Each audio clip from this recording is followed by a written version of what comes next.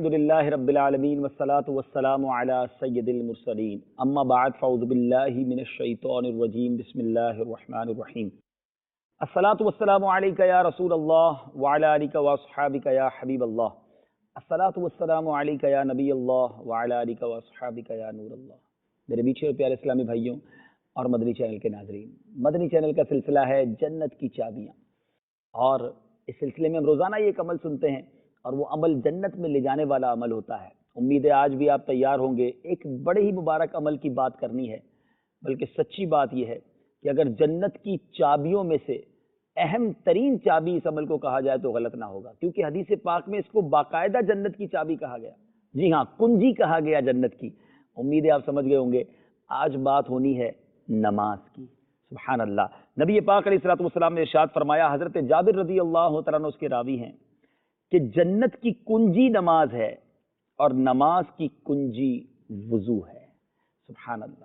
تو اب پتہ چلا کہ جنت کی چابی، جنت کی کنجی نماز ہے، اور نماز کے فضائل کی تو کیا بات ہے۔ کون نہیں جانتا کہ مسلمانوں پر سب سے پہلا فرض نماز ہے۔ حضرت معدان بن طلحہ رضی اللہ تعالیٰ عنہ، یہ حدیث پاک سنیے، سے روایت ہے کہ انہوں نے پیارے آقا علیہ الصلوۃ والسلام کے آزاد کردہ غلام حضرت ثوبان رضی اللہ تعالیٰ عنہ سے ملاقات کر کے یہ کہا کہ آپ مجھے کوئی ایسا عمل بتائیے، کوئی ایسے عمل کے بارے میں خبر دیجئے کہ اس کے سبب اللہ تعالیٰ مجھے جنت میں داخل کر دے۔ وہ خاموش رہے۔ کہتے پھر میں نے وہی سوال کیا۔ تیسری بار جب میں نے سوال کیا تو انہوں نے کہا کہ میں نے یہی سوال نبی پاک علیہ الصلوۃ والسلام سے کیا تھا۔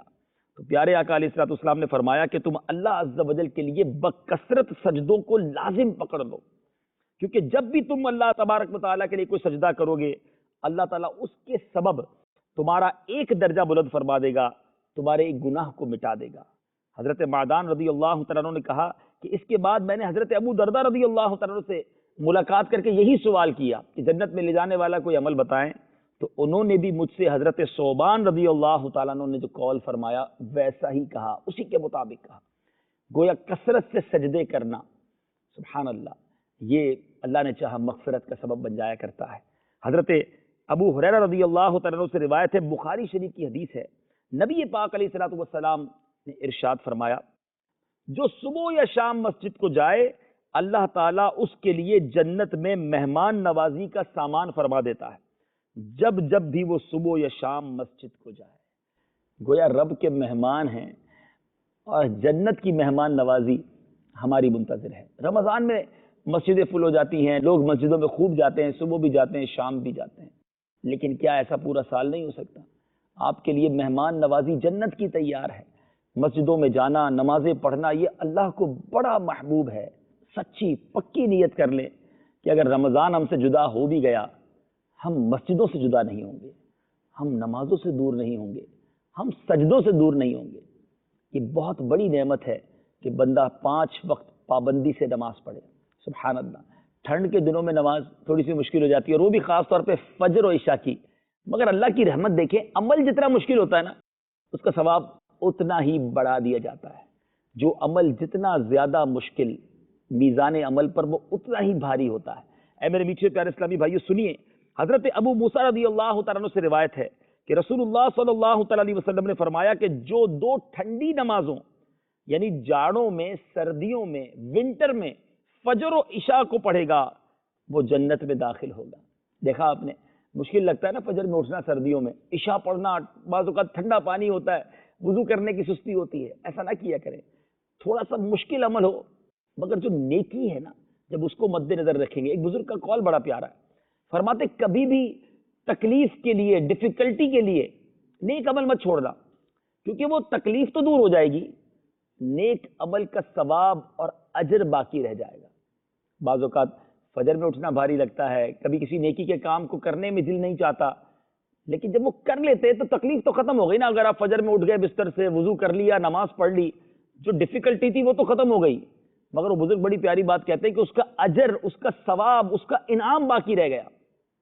اسی طرح فرماتے ہیں کسی انجوائمنٹ کی وجہ سے، لذت کی وجہ سے گناہ مت کرنا، کیونکہ لذت تو ختم ہو جائے گی، اس گناہ کا جواب، اس کا عذاب باقی رہ جائے گا۔ بعض اوقات لوگ فلمیں ڈرامے دیکھتے ہیں، بعض اوقات لوگ بد نگاہی کرتے ہیں، بعض اوقات لوگ معاذ اللہ شراب پیتے ہیں، بدکاری کرتے ہیں، بہت سارے برے کام جو غور کیجئے کیوں کرتے ہیں۔ مزہ آتا ہے، لذت ملتی ہے، انجوائمنٹ ملتی ہے، مگر کتنی دیر کی؟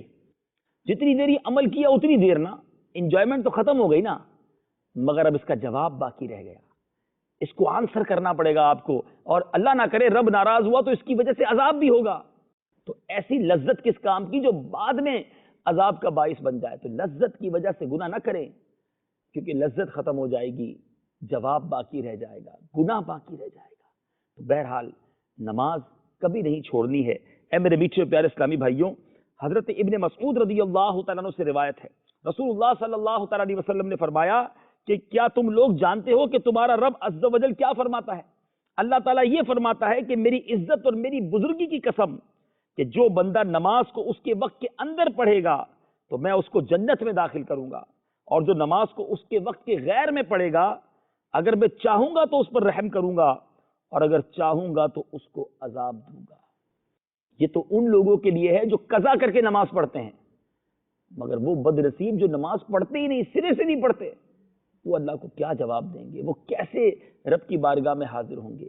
نماز وہ مبارک عمل ہے کہ جس کے لیے سینکڑوں آیتیں اور احادیث کی کتابوں میں بہت ساری احادیث، باقاعدہ فضائل نماز کے باب باندھے گئے حدیث کی کتابوں میں، اس قدر اس کے احکام ہیں، اس قدر اس پر انفسائز کیا گیا، اس قدر اس پر ہمیں یہ سمجھیے تنبیہ کی گئی ہے۔ سبحان اللہ، کہیں قرآن مجید میں یہ حکم ہے اقیم الصلاۃ، یعنی نماز قائم کرو، کہیں یہ فرمایا گیا الذین هم علی صلاتهم دائمون، یعنی نماز پر مداومت کرو، کہیں یہ ارشاد ہوا الصلاۃ کانت علی المؤمنین کتابا موقوتا، یعنی نماز کو اس کے وقت میں ادا کرو، کہیں یہ حکم آیا وارکعوا مع الراکعین، یعنی نماز جماعت کے ساتھ پڑھو، کہیں یہ فرمان صادر ہوا الذین هم فی صلاتهم خاشعون، یعنی نہایت ہی خشوع اور عاجزی کا اظہار کرتے ہوئے نماز پڑھو۔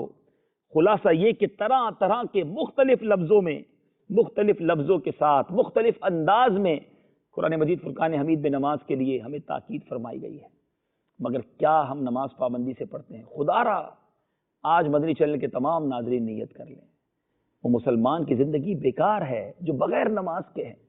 ہمیں رب نے کیا کچھ نہیں دیا، ہم 5 وقت نماز کے لیے وقت نہیں نکال سکتے۔ غور کیجیے، ہمت کیجیے، ان فضائل کو سن کر نیت کیجیے، اور نماز پڑھنی بھی ہے اور پراپر پڑھنی ہے، صحیح طریقے سے پڑھنی ہے۔ بعض لوگ نماز پڑھتے ہیں مگر وہ درست نہیں پڑھتے۔ حدیث میں سب سے برا چور فرمایا گیا جو نماز کا چور ہے۔ اچھا، نماز کا چور کون ہے؟ نماز کا چور وہ ہے جو نماز صحیح طریقے سے نہیں پڑھتا، جلدی جلدی رکوع کرتے ہیں، جلدی جلدی سجدہ کرتے ہیں۔ ابھی آپ نے شروع میں سنا تھا کہ جنت کی کنجی نماز ہے اور نماز کی کنجی وضو ہے، تو کیا ہمارا وضو پراپر ہے؟ تو خدا را وضو، غسل، نماز، اس کے احکام سیکھیے، صحیح طریقے سے نماز پڑھیے، پھر دیکھیں نماز کی برکتیں کیسے ملتی ہیں۔ آپ کو ایک بزرگ کی نماز بتاتا ہوں کیسے پڑھتے تھے۔ حضرت حاتم اصم رحمۃ اللہ تعالی نے ایک مرتبہ عاصم بن یوسف محدث رحمۃ اللہ تعالی کی ملاقات کے لیے تشریف لے گئے، تو حضرت عاصم بن یوسف نے فرمایا اے حاتم، کیا تم اچھی طرح نماز پڑھتے ہو؟ تو آپ نے فرمایا جی ہاں۔ تو حضرت عاصم نے پوچھا کہ بتائیں آپ کس طرح نماز پڑھتے ہیں؟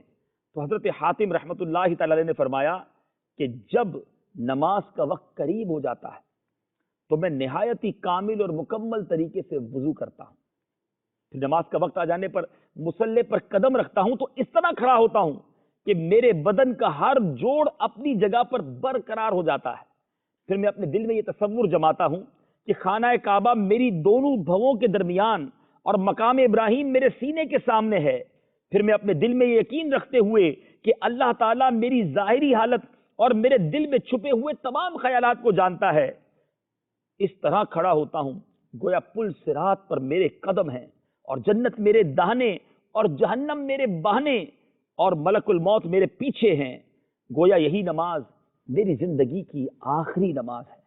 اس کے بعد تکبیر تحریمہ نہایت اخلاص کے ساتھ کہتا ہوں، پھر انتہائی تدبر اور غور و فکر کے ساتھ قرات کرتا ہوں، پھر نہایت تواضع کے ساتھ رکوع اور گر گڑاتے ہوئے انکساری کے ساتھ سجدہ کرتا ہوں، پھر اسی طرح پوری نماز نہایت خشوع و خضوع اور فرماتے ہیں خوف اور رجا کے درمیان، امید اور خوف کے درمیان ادا کرتا ہوں۔ یہ سن کر حضرت عاصم رحمۃ اللہ تعالی نے حیرت کے ساتھ پوچھا ہے حاتم حسم، کیا واقعی آپ ہمیشہ ہر وقت اسی طریقے سے نماز پڑھتے ہیں؟ تو آپ نے فرمایا کہ جی ہاں، 30 برس سے میں ہمیشہ اور ہر وقت اسی طرح نماز ادا کرتا ہوں۔ یہ سن کر حضرت عاصم رحمت اللہ تعالی علیہ پر رکت طاری ہو گئی اور وہ کہنے لگے کہ افسوس، ایسی نماز تو میں نے زندگی بھر میں کبھی بھی ادا نہیں کی۔ اللہ اللہ اللہ! اے میرے میٹھے اور پیارے اسلامی بھائی، ہمارے اسلاف نماز پڑھیں تو ایسی پڑھیں، اللہ کی بارگاہ میں اپنے آپ کو حاضر جان کر پڑھیں۔ ہم نماز پڑھیں تو ہمارا دھیان کدھر ہوتا ہے، ہمارا دل نہیں لگ رہا ہوتا، ہم چاہتے ہیں جلدی ختم ہو جائے۔ غور کیجیے، حاضر کہاں ہیں، کس کی بارگاہ میں حاضر ہے؟ دنیا میں کسی کے پاس جائیں اور اس کے پاس حاضر ہوں، کتنا ادب ہوتا ہے۔ بعض اوقات کوئی بڑا آدمی ہو، بڑا افسر ہو، کوئی بہت بڑی شخصیت ہو، جتنا بڑا شخص ہوگا اتنا آپ کا فوکس، آپ کا کانشیس، آپ کا جس کو آپ کہیں کہ ادب و احترام اور توجہ بڑھ جاتی ہے کہ نہیں یار توجہ رکھ رہی ہیں، اتنی بڑی جگہ پر گئے ہیں۔ احکم الحاکمین، ارحم الراحمین، رب العالمین کی بارگاہ میں جائیں، کوئی دھیان نہیں ہے، دھیان کہیں اور ہے، ذہن کہیں اور ہے، نماز میں ہو کیا رہا ہے اس کا پتہ نہیں ہے، پھر نماز بھی صحیح نہیں پڑھنی ہے، وہ بھی جلدی جلدی پڑھنی ہے، پڑھتے ہی فوراً مسجد سے بھاگ جانا ہے۔ ایسا نہ کریں۔ جب دنیا والوں کے پاس جاتے ہو اتنی تیاری کے ساتھ، اچھا اللہ کی بارگاہ میں حاضر ہونا، لباس کیسا ہونا چاہیے؟ اپنے لباس پر کبھی غور کرتے ہیں جب رب کی بارگاہ میں حاضر ہوتے ہیں؟ ہمارے منہ کی حالت کیا ہونی چاہیے، بال کیسے ہونے چاہیے؟ کام کاج سے اٹھے، پسینے کی بو آ رہی ہے، فکر ہی نہیں ہے کون سے کپڑے پہنے ہیں، اللہ کی بارگاہ میں حاضر ہو گئے۔ پیسے والوں کے پاس جائیں، امیروں کے پاس جائیں، سرداروں کے پاس جائیں تو لباس بھی تبدیل کریں گے، خوشبو بھی لگائیں گے۔ آپ اپنے دل سے پوچھئے کہ یہ درست کرتے ہیں ہم؟ جب رب کی بارگاہ میں جا رہے ہیں، نماز پڑھ رہے ہیں، اس کا اہتمام ہو، انسان اپنے لباس کو دیکھے، خوشبو لگائے، توجہ کرے، دنیاوی خیالات سے اپنے آپ کو پاک کرے، توجہ کے ساتھ وضو کرے اور پھر خشوع و خضوع کے ساتھ نماز پڑھے اور یہ سوچے کہ میں اللہ کی بارگاہ میں حاضر ہوں۔ ابھی آپ نے حضرت حاتم اصم رحمۃ اللہ تعالی علیہ کا نماز کا انداز دیکھا، اللہ اس کا ذرہ ہی عطا فرما دے تو خدا را اس کی پریکٹس کیجئے، اور نماز صحیح پڑھنے کے لیے، وضو درست کرنے کے لیے، غسل پراپر کرنے کے لیے دعوت اسلامی کے مدنی قافلوں میں سفر کیجئے۔ انشاءاللہ ایک ماہ، کم از کم ایک ماہ کے مدنی قافلے میں سفر کر لیں، بہت ساری بیسکس سیکھ جائیں گے۔ ایک اور میرا مدنی مشورہ مان لیجئے، نماز کے احکام کتاب انگلش میں بھی موجود ہے، اردو میں بھی موجود ہے، اور بھی زبانوں میں اس کا ترجمہ ہو چکا ہے۔ پلیز خدا را خود بھی پڑھیے، اپنے گھر والوں کو بھی ایک بار پڑھا دیجئے، انشاءاللہ نماز کے بارے میں بہت ساری معلومات حاصل ہو جائیں گی۔ اللہ تعالیٰ مجھے بھی عمل کی توفیق عطا فرمائے، آپ کو بھی۔ اب آج ایک نیت کر لیجئے کہ بس آج کے بعد ہماری کوئی نماز قضا نہیں ہوگی، یہ پکا وعدہ ہے نا، پکی نیت ہے ماشاءاللہ، کیونکہ جنت کی کنجی ہے اور ہمیں جنت کی چابیاں حاصل کرنی ہے، جنت میں داخل ہونا ہے۔ اللہ تعالیٰ مجھے بھی عمل کی توفیق عطا فرمائے، آپ کو بھی توفیق عطا فرمائے۔ مدنی چینل دیکھتے رہیے، اگلے سلسلے میں ایک بار پھر حاضر ہوں گے جنت کی چابیوں میں، اور انشاءاللہ اس سلسلے میں ایک اور جنت میں لے جانے والا عمل سیکھیں گے بھی اور انشاءاللہ عمل بھی کریں گے۔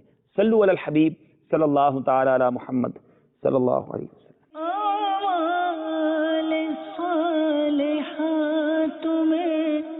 جنت دلائیں گے، رحمت خدا کی